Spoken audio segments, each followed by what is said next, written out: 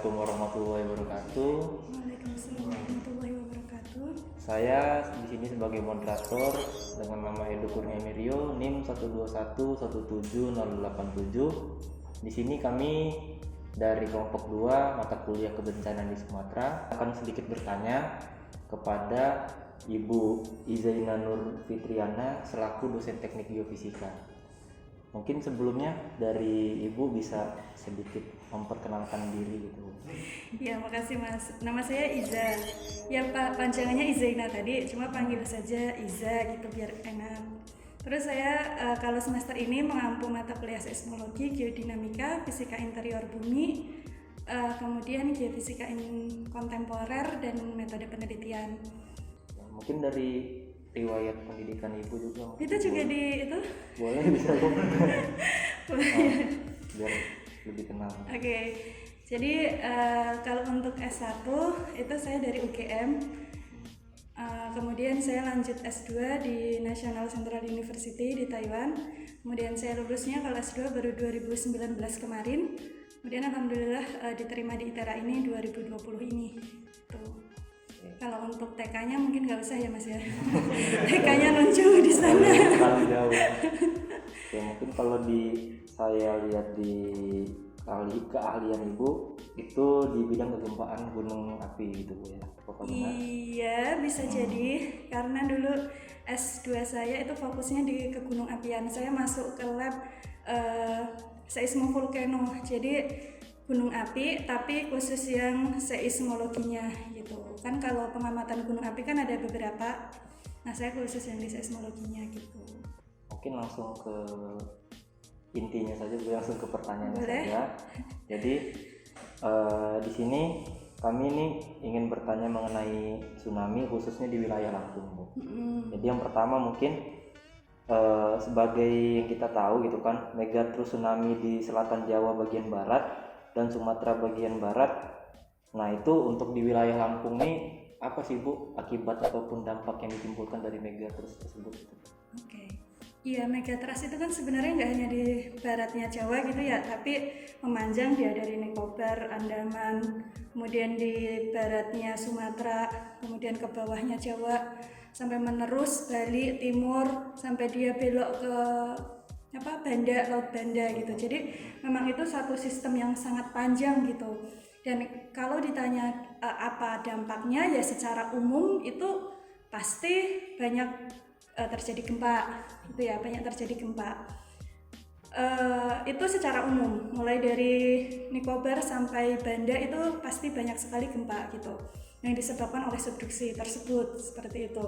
Nah kemudian hanya gempanya ini macam-macam jenisnya, magnitudenya macam-macam karena pertama karakteristik dari subduksinya atau megatrustnya itu antara Sumatera dan Jawa itu mungkin teman-teman juga sudah tahu itu berbeda ya kan.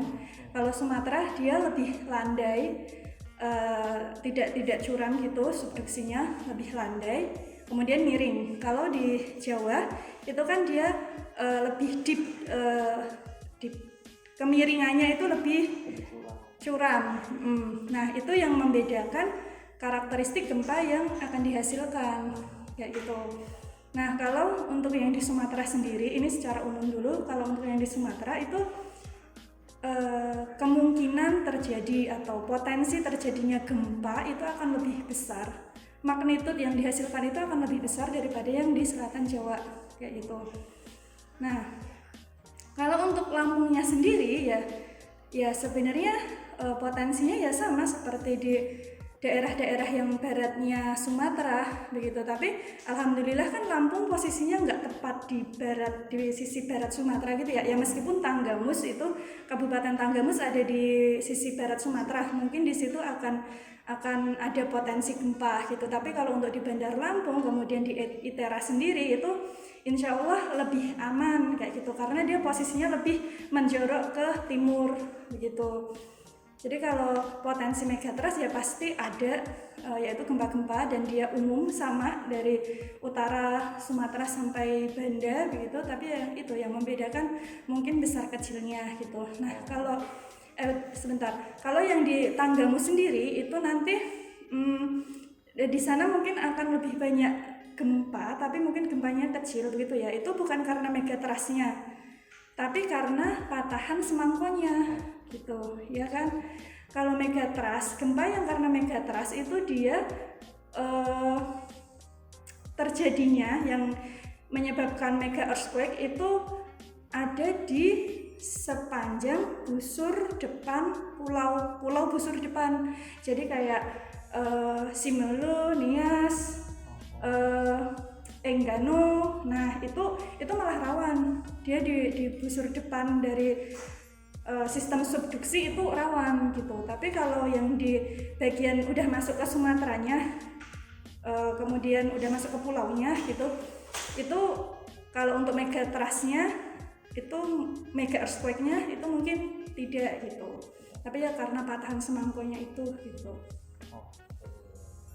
Mungkin cukup jelas terhadap jawaban dari itu. Kemudian melanjut ke pertanyaan yang selanjutnya ya Bu ya. Mungkin pertanyaan yang kedua, bagaimana pergeseran lempengan dan letusan gunung berapi itu bisa menyebabkan tsunami? Apakah dapat dipastikan setiap pergeseran lempeng dan letusan gunung api dapat menyebabkan tsunami? Tidak sih, kalau pertanyaannya jadinya apakah setiap pergeseran lempeng dan letusan gunung api bisa menyebabkan tsunami? Ya jawabannya pasti tidak gitu. Karena tsunami itu kan bisa terjadi itu pertama kalau pemicunya itu terjadi di dasar laut gitu. Kalau anggaplah di sini kita bilang pemicunya adalah gempa begitu, pergeseran tektonik yang menyebabkan adanya gempa atau gunung api yang meletus. Ya kalau gempa dan gunung itu terjadinya di darat, ya dia tidak akan menyebabkan tsunami gitu. Tapi kalau gempa tadi hiposenternya atau erupsi tadi itu ada di dasar laut, ya itu bisa menyebabkan tsunami. Tetapi perlu diingat juga mekanisme yang bisa menyebabkan tsunami itu kalau patahan yang menyebabkan gempa tadi itu yang sifatnya deep slip. Deep slip itu artinya slipnya itu searah dengan deepnya, apakah dia normal ataukah dia reverse gitu atau thrust gitu. Kalau patahannya itu yang strike slip, slipnya searah strike, yaitu kemungkinan tidak menyebabkan tsunami juga gitu, karena tidak ada gelombang yang akan dinaikkan atau diturunkan gitu kan. Tsunami itu kan gelombangnya gini, itu terjadi karena ada slip, nah kemudian baru kan nanti airnya gitu. Tapi kalau strike slip ya tidak ada apa-apa gitu. Jadi tidak semua pergeseran atau letusan itu bisa menyebabkan tsunami gitu. Ya sama halnya dengan gunung api gitu. Kalau erupsinya di dasar laut, contoh Krakatau, kemudian dia ada landslide gitu. Landslide kan berarti ada material yang dia sifatnya seret gitu kan. Nah, yang sifatnya deep slip seperti ini, nah itu bisa menyebabkan tsunami gitu. Jadi intinya tadi tergantung dari sumber gempanya itu di mana, kemudian dari mekanismenya. Ya, mekanismenya yang harus yang deep slip. Ya, gitu. Oke. Mungkin langsung melanjut saja ke pertanyaan yang ketiga. Bagaimana karakteristik tsunami yang ditimbulkan dari gunung api Krakatau berdasarkan jejak tsunami Krakatau pada tahun 1883? Kalau tentang tsunami Krakatau yang 1883 itu memang tsunami yang sangat besar ya, karena letusannya pun sangat besar. PEI-nya itu kalau berdasarkan paper-paper itu sampai 6 gitu. Ada juga yang menyebutkan 7 gitu. Artinya itu sangat besar sekali gitu, dan material yang dikeluarkan itu juga sangat besar sehingga bisa menimbulkan kekosongan di tubuh gunung apinya gitu ya, subsidence gitu. Nah, jadi airnya di situ bergejolak karena itu gitu. Nah, tapi ya itu karakteristik 1883 seperti itu gitu. Dan karena letusannya besar ya tsunami-nya besar sekali gitu. Nah, tapi kalau yang sekarang begitu ya tidak bisa dianggap sama gitu, tidak bisa disamakan gitu, tergantung dengan material yang dikeluarkan, tergantung dengan tipe letusannya, tergantung dengan mekanisme apa yang terjadi di sekitar gunungnya gitu. Jadi ya tidak bisa dikatakan kalau 83 seperti ini ya yang sekarang seperti ini, itu tidak mekanisme tsunami itu kompleks kayak gitu dan tergantung banyak faktor gitu. Itu sih kalau yang sudah terjadi yang tahun 2018 itu juga erupsinya menyebabkan tsunami. Itu juga karena adanya landslide gitu ya. Dari paper itu kan ternyata yang menyebabkan adanya landslide, meskipun secara bukti secara langsung gitu itu tidak ada. Soalnya ketika kejadian itu juga satelit penginderaan jauh pas nggak lewat situ, kemudian kamera juga nggak ada gitu. Jadinya yang ada ya berusaha dari apakah itu dari seismologinya atau perbandingan citra satelit dari sebelum dan setelahnya, ya dari data-data seperti itu. Nah dari situ kan diketahui ternyata ada massa yang hilang gitu di bagian barat dan bagian selatan. Nah setelah diteliti lagi ternyata massa yang hilang itu yang menyebabkan tsunami gitu. Nah itu kan juga mekanismenya beda, jadi tsunami-nya pun hasilnya juga beda gitu. Sebelumnya pun Krakatau kan juga erupsi terus, tapi tipenya kan strombolian. Kalau strombolian kan ya dia keluar enggak gitu kan. Jadinya ya untuk menimbulkan tsunami ya kecil gitu istilahnya kemungkinannya. Oke, jadi tergantung dari isi dari gunung berapinya itu juga Bu ya, yang bisa menyebabkan apakah dia gempa ataupun tsunami yang ditimbulkan itu tergantung dari isinya juga Bu ya, bisa jadi. Iya, ya dari karakteristik letusannya. Lanjut ke yang selanjutnya. Selat Sunda berada pada kombinasi kondisi tektonik dengan zona penunjaman yang memanjang dari ujung Pulau Sumatera membelok ke Selat Sunda, memisahkan antara dua sistem penunjaman yang berbeda. Salah satunya yaitu sistem penunjaman miring atau oblique. Sistem penunjaman ialah salah satu faktor tsunami. Mengapa sistem penunjaman Sumatera oblique berbeda dengan Jawa yang relatif tegak? Untuk pernyataan yang sistem penunjaman itu menyebabkan tsunami itu ya tadi. Iya. Saya masih belum begitu nangkep sih, tapi mungkin itu jauh gitu kaitannya gitu. Tapi ya intinya tsunami itu terjadi ya seperti itu tadi Mas yang tadi saya sampaikan. Iya, bisa jadi kalau di Sumatera itu dia lebih rawan karena ya itu tadi dia penunjaman subduksinya tuh slabnya itu dia dangkal gitu. Kalau dangkal kan banyak kopling yang terjadi, banyak gesekan yang terjadi gitu kan.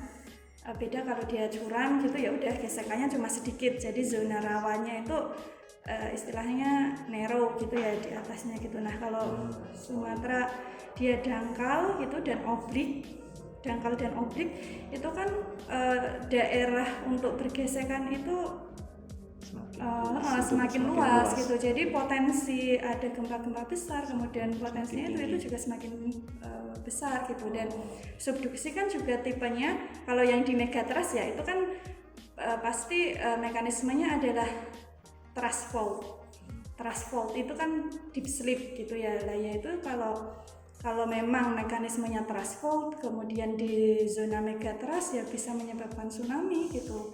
Dan tsunami-nya bisa besar karena subduksinya ini kan juga terjadinya di oseanik, di samudra gitu, bukan di daratan Sumateranya, tapi pas masih di wilayah samudranya gitu, di depannya pulau-pulau busur depan itu, di depannya pulau-pulau Nias gitu.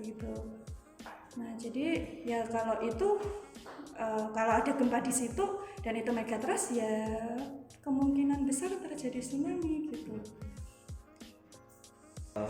Mungkin tadi pertanyaannya terlalu sulit sudah seperti webinar ya Bu ya. Takutnya malah audiensnya nggak paham ya Mas ya. Jadi percuma saya di sini nanti Mas. Jadi mungkin di sini saya memposisikan sebagai orang awam gitu Bu, ingin bertanya. Jadi kan letusan Gunung Krakatau itu pernah terjadi pada tahun 1883 tuh. Nah, kemudian ada dari sumber-sumber tertentu ada yang menyebutkan bahwa Krakatau itu dia pertumbuhannya itu 4 meter per tahun. Nah, kemudian apakah dengan pertumbuhan tersebut itu Krakatau itu bisa terulang lagi nggak mengingat pertumbuhannya sebesar itu gitu? apakah bisa terulang lagi seperti 1883 gitu? Kalau yang 1883 itu gunungnya tuh besar sekali Mas. Saya lupa sih berapa ya di atas permukaan laut itu. Tapi yang pasti pulau-pulau yang sekarang jadi 3 itu tadinya jadi 1 gitu. Jadi makanya letusannya sangat besar sekali tuh karena memang gunungnya tuh besar gitu.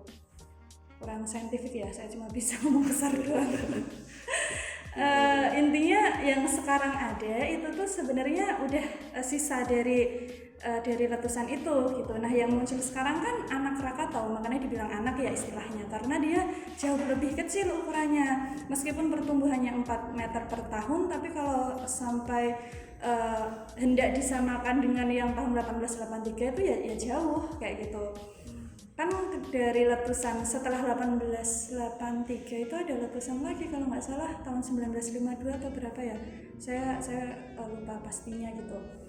Tapi dari itu kemudian pertumbuhannya itu mencapai ketinggian sekitar 290-an sampai 300 meter di atas permukaan laut. Jadi ya bukan hanya sih, tapi kalau dibandingin dengan yang lampau itu ya beda gitu. Ini kecil gitu, hanya 290 sampai 300-an meter di atas permukaan laut gitu. Sampai yang terakhir letusan 2018 ini pun ketinggiannya tuh segitu gitu. Artinya kan berarti nggak terlalu besar ya, cuma kayak bukit gitu. Nah jadi ya letusannya ya tidak, ya kalau dengan ukuran yang segitu pasti tidak akan seperti yang 1883 gitu. Kalau yang 1883 kan itu sampai bikin climate change secara global karena asapnya sama dentumannya itu dia muterin bumi terus gitu. Bahkan kalau saya baca itu dentumannya tuh muterin bumi 3,5 kali atau berapa gitu. Jadi barometer pressure meter lah apa istilahnya tuh, pokoknya buat mengukur pressure itu di negara mana-mana itu bisa ngerekam dentumannya gitu, dan itu dia sampai muterin bumi sampai 3 kali gitu. Nah kalau yang sekarang ya kalau dilihat dari data-datanya ya insya Allah nggak sebesar itu gitu. Tapi ya tetap ada potensi bencananya juga ya, meskipun 1 atau 2 orang kan itu tetap istilahnya tetap korban gitu ya. Iya. Mungkin dari audiens ada yang ingin bertanya? Audiens? Berarti masa tua saya nggak bakal ngerasain itu dong. Kayak 1883. Emang Mas masih mau tua barangkali. Aku bilang ya. Emang tahu Mas masih mau sampai tua. Semoga sampai tua. Ya paling kan kalau setelah erupsi yang kemarin kan terus nanti kan ketinggiannya turun lagi gitu kan. Sekarang kan ketinggiannya berapa ya? Aku nggak bisa ngasih tahu. Kalian baca sendiri aja. Tapi yang pasti dia jauh lebih rendah gitu. Nanti kan dia ada waktu buat naik lagi gitu. Nanti kalau ada erupsi lagi ya kan dia turun lagi gitu. Jadinya ya enggak yang sampai gede lagi itu enggak. Mungkin ini Bu, ada sedikit pertanyaan juga dari saya. Mengingatkan Gunung Krakatau ini semakin tahun itu semakin bertambah tingginya Bu. Anak Krakatau yang sekarang. Iya, anak Krakatau. Nah, kemudian hal apa yang harus kita persiapkan terfokus untuk ini? Apa maksudnya letusan Gunung Anak Krakatau nanti gitu Bu? Hal apa yang harus disiapkan? Yang harus disiapkan menambah pengetahuan kita Mas. Jangan jadi orang awam terus Mas. Iya benar. Itu beneran. Karena kan korban yang banyak itu selain dari erupsinya sendiri atau dari infrastruktur gitu ya, itu kan juga karena kekurang pahaman kita terhadap ancaman itu gitu. Kita nggak ngeh kalau sebenarnya tuh ada ancaman besar loh di depan kita tuh kayak gitu, ada potensi bahaya besar loh kayak gitu. Kita nggak ngeh gitu, jadi kita nggak aware gitu. Terus kita nggak nyari tahu kita harus ngapain kalau ada tsunami, kita apa malah mancing. Soalnya kan sebelum tsunami kan biasanya air surut dulu. Soalnya kan masa ke tengah dulu baru nanti dia terhempas lagi gitu kan. Nah, kejadiannya kan kayak gitu yang dulu Aceh ya, kalau nggak salah mereka malah nyari ikan soalnya surut. Nah itu kan kenapa? Karena kekurang tahuan kita gitu, kita nggak peduli dan kita nggak mau tahu gitu, dan kita ya nggak tahu kalau ada potensi bencana besar ternyata kayak gitu. Nah itu jadi mungkin kalau kesiapan harus kita lakukan itu kita lebih harus mengedukasi diri, harus sadar diri kayak gitu. Itu sih kalau untuk dari segi early warning sistemnya gitu ya. Sebenarnya pemerintah Indonesia juga sudah berusaha. Indonesia tuh punya tsunami early warning system INATEWS, INATEWS gitu. Itu yang operasiin BMKG, tapi itu juga kerjasama dari beberapa instansi kayak gitu dan beberapa negara gitu untuk installing sistem itu kayak gitu. Dari segi situ tuh sebenarnya Indonesia udah mulai maju gitu, mulai merangkak untuk memberikan informasi early warning yang cepat dan terpercaya gitu. Nah sekarang kan tergantung kitanya gitu. Contoh ada webinar kayak gini, istilahnya podcast gitu. Itu kan nanti kalau di share gitu teman-teman bisa semakin aware gitu. Kecuali kalau ada yang malah ngantuk kalau dengar. Gitu. Nah itu kan pilihan kita juga sebenarnya kan, kita mau tahu atau enggak kayak gitu. Itu sih. Tadi Bu ya, kalau masalah kita ngomongin orang awam yang kayak Edo ya sebenarnya saya juga awam sih, kan bukan bidang saya juga ya di situ ya, jadi ya kita sama-sama awam gitu. Oke, kadang dari segi pemerintahnya sendiri sebenarnya untuk mengedukasi yang masyarakat umum seperti itu sebenarnya kan sudah ada metodenya Bu. Tapi memang kalau menurut saya Bu ya, itu memang dari masyarakatnya gitu Bu, yang ngebatu Bu, maksudnya kalau mau dibilangnya kalau ya habis ada peringatan potensi itu ya harus ikutin prosedur cari tempat yang lebih tinggi gitu. Gimana ini malah mereka kalah palingan juga cuman surut atau gimana gitu kan. Jadi menurut saya ya nggak bisa disalahkan kedua pihak sebelah pihak hanya gimana kita selalu menyalahkan apa sih pemerintah BMKG kok terlalu telat memberitakan, tapi nyatanya memang ya dari pengetahuan dari kita juga dari masyarakatnya, jadi ya begitu Bu. Iya benar. Yang terlalu menyepelekan gitu. Iya, ya itu makanya kita perlu mengedukasi masyarakat juga gitu. Gimana caranya gitu biar mereka tuh bisa aware gitu, biar mereka tuh peduli gitu. Kalau emang di depannya tuh ada bahaya gitu. Ya kayak anak kecil kan nggak tahu bahaya. Orang mainan apa motor-motoran sampai menjempalek gitu, dia kan nggak kalau itu sebenarnya bahaya gitu. Cuma kalau orang yang udah dewasa kan itu bahaya nak kayak gitu. Nah ya seperti itu gitu istilahnya, kita yang udah dewasa gitu dari segi pengetahuan gitu ya, kita coba mengedukasi masyarakat sekitar gitu. Sebenarnya yang saya lihat dari yang isu megatrust yang di Banten itu loh, itu ada dampak buruknya, ada dampak baiknya juga. Dampak baiknya tuh masyarakat umum sekarang mulai paham gitu, oh ternyata ada potensi megatrust gitu. Dan setelah berita itu pun Pak Daryono itu dari BMKG itu kan juga istilahnya intens banget keluar ke media gitu. Sebelumnya BMKG enggak, menurut saya pribadi ya dari orang yang bukan BMKG gitu, itu ya mereka pasti bekerja keras gitulah ya, tapi untuk keluar ke media gitu kan belum begitu terlihat gitu. Tapi setelah yang megatrust itu kemudian banyak isu di mana-mana seliweran itu, kemudian Pak Daryono itu mengedukasi masyarakat gitu lewat media-media begitu. Beliau masuk ke TV One, beliau ke Metro, beliau ke sini ke situ itu. Nah itu menurut saya sisi positifnya rakyat atau masyarakat itu jadi paham gitu.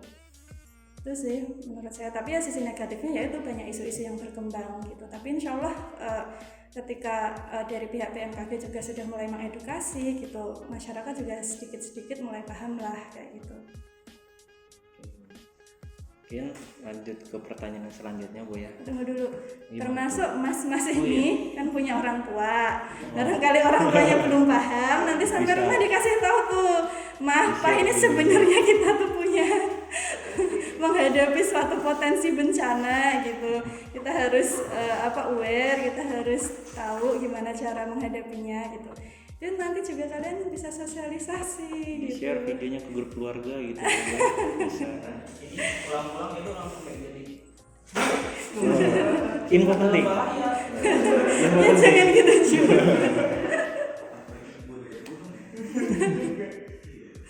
Oke, mungkin lanjut ke pertanyaan selanjutnya.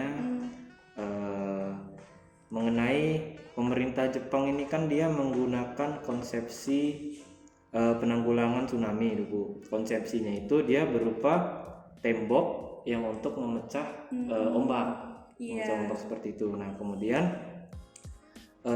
mitigasi seperti apa yang dapat digunakan di daerah Lampung dan Banten, apakah bisa diterapkan seperti Jepang itu Bu? Membangun tembok untuk memecah ombak atau bagaimana? Iya, setahu saya kalau yang di Jepang itu mereka emang bangun tembok gitu karena memang pemukimannya tuh sampai situ kayak gitu. Kalau Mas lihat video-videonya kayak yang gempa Tohoku yang bikin tsunami besar itu kan emang ada temboknya gitu ya, tapi emang jalan besar, jalan mobil, kemudian pemukiman itu emang sampai situ kayak gitu. Jadi emang perlu apa mecah ombak kah atau tembok yang besar gitu. Tapi kalau menurut saya ya, ini menurut saya nggak ngeh kalau nanti pemerintah mau bikin kebijakan apa gitu. Tapi kalau kita lihat kayak di Banten, di Lampung, di pesisir itu kan juga masih jarang rumah-rumah gitu, rumah-rumahnya juga masih 1-2 gitu, itu aja agak menjorok gitu. Paling yang di pinggir pantai kan cuma toko-toko gitu. Jadi kalau sampai mau dibangun tembok itu juga disesuaikan juga dengan infrastruktur kita gitu. Kita mungkin nggak sampai yang seperti itu gitu. Kalau pemecah ombak itu di beberapa pantai ada. Saya nggak ngerti kalau di Lampung seperti apa. Cuma contoh kalau di Jawa, di Jogja gitu ya. Di sana kan ada satu pantai namanya Pantai Gelagah gitu. Ombaknya besar karena kalau Jawa kan biasa masih di sini juga langsung menghadap Samudra Hindia ya. Itu ombaknya besar, di sana ada dikasih pemecah ombak gitu. Jadi kayak beton yang bentuknya 3 gini terus ditaruh di sepanjang pantai kayak gitu. Ya mungkin bisa aja di sini dibuat seperti itu. Tapi kan kalau Lampung kan nggak langsung menghadap ke Samudra Hindia ya. Jadi mungkin ombaknya nggak sebesar kalau di selatan Jawa kayak gitu. Jadi kalau untuk pemecah ombak atau tembok mungkin belum sampai situ gitu. Tapi kalau untuk early warning system itu BMKG pasti udah install lah di sekitar situ gitu. Termasuk yang tide gauge itu buat mengukur seberapa besar kenaikan muka air lautnya gitu. Nah itu pasti sudah ada kayak gitu. Berarti lebih melihat ke urgensinya itu Bu ya. Mungkin lebih urgensinya lebih ke kita mengedukasi kepada masyarakat mungkin biar tidak menyepelekan lagi gitu kan dalam bahasa kasarnya gitu. Iya. Kecuali contoh kalau udah kayak Ancol gitu. Ancol kan emang beneran sampai tepi pantai itu kan gedung-gedung apalah macam-macam. Nah itu di sana ada tembok ya bisa aja gitu. Maka Ancol juga nggak menghadap ke samudra sih. Mungkin lanjut ke untuk audiensi bagaimana? Apakah ada yang bertanya lagi mengenai hal tadi?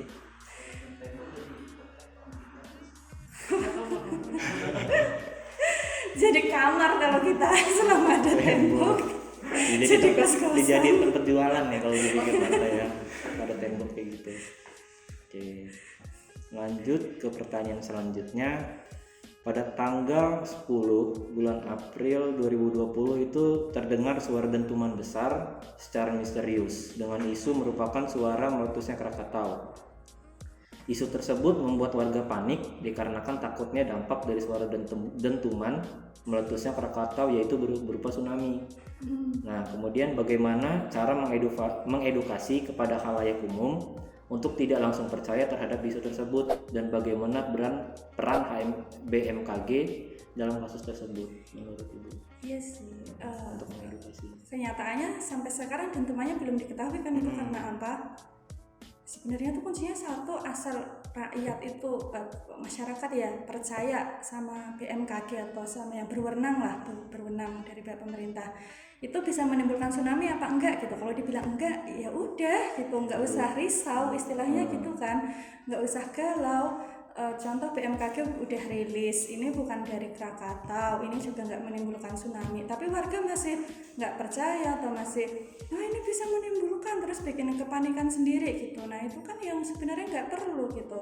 Kalau kita udah percaya, oh ya udah, yang berwenang dan yang lebih paham udah memberi pernyataan kalau ini bukan dari Krakatau, ini nggak bikin tsunami, ya udah kita sebenarnya selesai gitu. Dan kita pun sebenarnya ya udah nggak usah istilahnya ya mencari tahu itu penting karena itu saintifik gitu ya, apa yang menyebabkan dentuman gitu. Tapi untuk diungkit-ungkit lagi kemudian ini gimana gitu ya tidak perlu saya rasa kayak gitu. Dan ya itu sih kuncinya, ya pertama selain masyarakat itu harus aware tadi ya, harus ada keinginan untuk mempelajari, untuk tahu tentang bahaya gitu, dan percaya kepada pemerintah atau pihak berwenang, itu sebenarnya cukup gitu.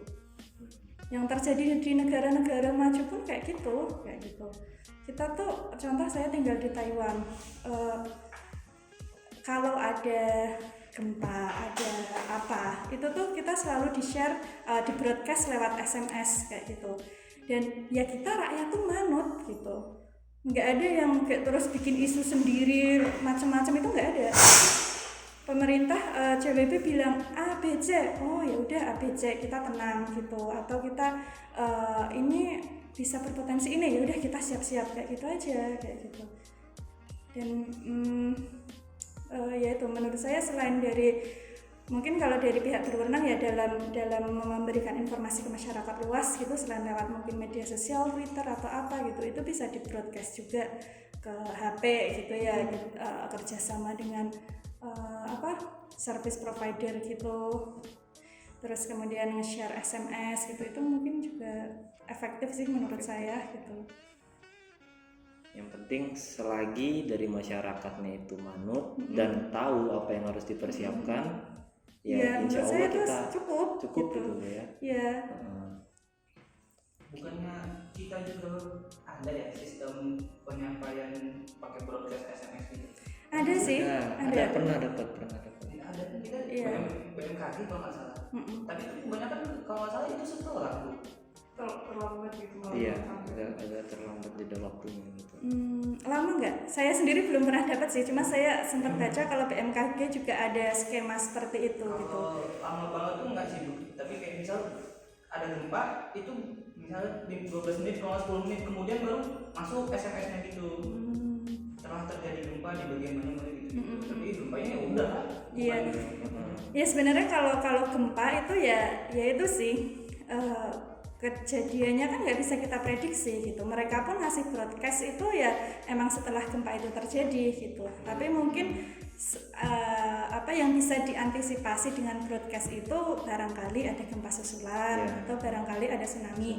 Kalau tsunami kan emang waktunya lebih lama ya, karena tsunami itu juga perlu jalan dan itu perlu waktu kayak gitu ya. Jadi bisa 30 menit sampai 60 menit gitu. Nah, itu masih bisa diantisipasi kan kalau seumpama kita dapat setelah gempa, kemudian 10 menit kita dapat chat, ada berpotensi tsunami gitu ya, kita masih ada waktu untuk bersiap-siap gitu. Tapi ya kalau untuk broadcastnya ya pasti setelah kejadian lah, karena kita nggak tahu kapan terjadi gempa gitu. Kecuali masa jadi dukun. Habis itu nggak laku. Bagaimana untuk audiens, ada yang ingin bertanya? Kayaknya Mas Pur mau nanya.